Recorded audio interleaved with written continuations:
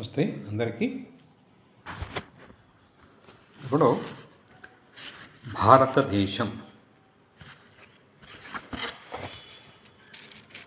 పుస్తకం బై స్వామి వివేకానంద, రామకృష్ణ మఠం, దోమలగూడ, హైదరాబాద్ వారి.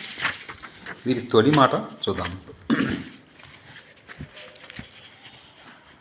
భారతదేశాన్ని గురించి స్వామి వివేకానందకి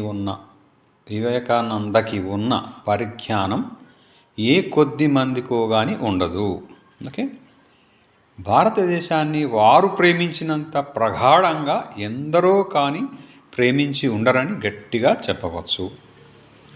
ఒకసారి ఈయన ఇలా అన్నారు: మీరేదో దేశభక్తిని గురించి మాట్లాడుతున్నారు, కానీ మీలో ఆ భావం గాఢంగా ఉండి కంటికి కునుకు లేక ప్రతి క్షణం ప్రజల దుఃఖాన్ని మీరిగా భావిస్తున్నారా? అదే నిజమైన దేశభక్తి. వివేకానంద స్వామి జీవిత చరిత్రను చదివిన వారిలో ఇలాంటి దేశభక్తి ఉందని తప్పక గ్రహించి ఉంటారు.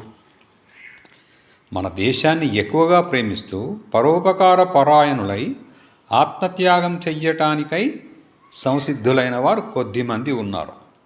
కానీ దురదృష్టవశాత్తు వారికి దేశాన్ని గురించిన పరిజ్ఞానం పరిమితం. సత్యమైన భారతదేశం ఏదో వారికి తెలియదు.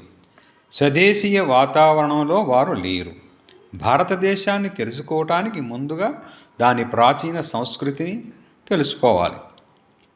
ఈనాటి ప్రజల జీవన శైలి గురించి బాగా తెలుసుకొని వారి సుఖ దుఃఖాలు, భావాలు, ఆదర్శాలు, దైనిక సమస్యలు వగైరాలతో తాదాత్మ్యం పొందాలి. ఆ దృష్టితో చూస్తే స్వామీజీకి సాటి వేరెవరూ లేరనవచ్చు. బహుగ్రంథ పఠనంతో, దీర్ఘ యోజనతో, సమగ్ర విషయ పరిశీలనతో వీరి మీద కుశాగ్రమై మన సాంస్కృతిక వారసత్వాన్ని బాగా గ్రహించడమే గాక వీరిలో భారతీయాధ్యాత్మిక సత్యాలు అనుభవంలోకి వచ్చాయి. వీరు దేశభక్తి సన్యాసాల కరుడుగట్టిన ముద్ద. అంతేగాక వీరు దేశం నలుమూలలా సంచరించి రాజులను, పేదలను, విద్యావంతులను, విద్యావిహీనులను, ఇలా అన్ని రకాల ప్రజలను కలుసుకుంటూ నేటి పతనావస్థలో సైతం ప్రాచీన భారతీయ హృదయ చలనం ఉన్నట్లు అనుకూల వాతావరణం ఏర్పడగానే తిరిగి ప్రజరిల్లడానికి సిద్ధంగా భారతదేశంలో దివ్యాగ్ని గుప్తంగా దాగి ఉన్నట్లు గ్రహించారు. అందుచేత భారతదేశాన్ని గురించి మాట్లాడుతూ దాని పురోభివృద్ధికై పాటుపడుతున్న వారికి సలహాలు ఇవ్వటానికి స్వామీజీయే తగినవారు. భారతదేశాన్ని గురించి స్వామీజీ రాసిన కొన్ని వ్యాసాలు ఈ పుస్తకంలో చోటు చేసుకున్నాయి.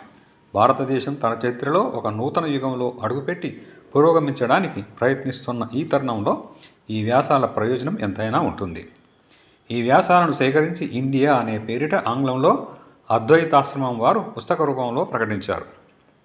దాన్ని తెలుగు పాఠకులకు అందివ్వాలనే ప్రధానోద్దేశంతో ఈ పుస్తకాన్ని తెలుగులోకి అనువదించి ప్రచురించాం. ఈ పుస్తకం తెలుగు పాఠక లోకానికి సముచిత రీతిలో ఉపయుక్తంగా ఉంటుందని వారు ఈ పుస్తకాన్ని సమాదరిస్తారని ఆశిస్తున్నాం. ప్రకాశకులు లేదండి భారతదేశం. అయితే వారు పుస్తకాన్ని అందించారు. పుస్తకాన్ని చదివి మీకు నేను వినిపిస్తున్నాను.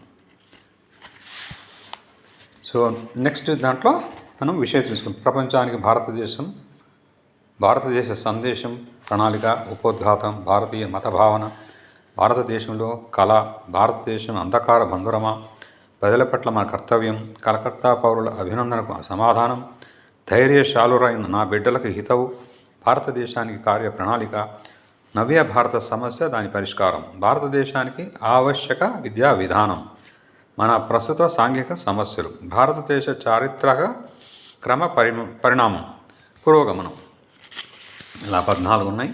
అన్నీ చూద్దాం. బై స్వామి వివేకానంద.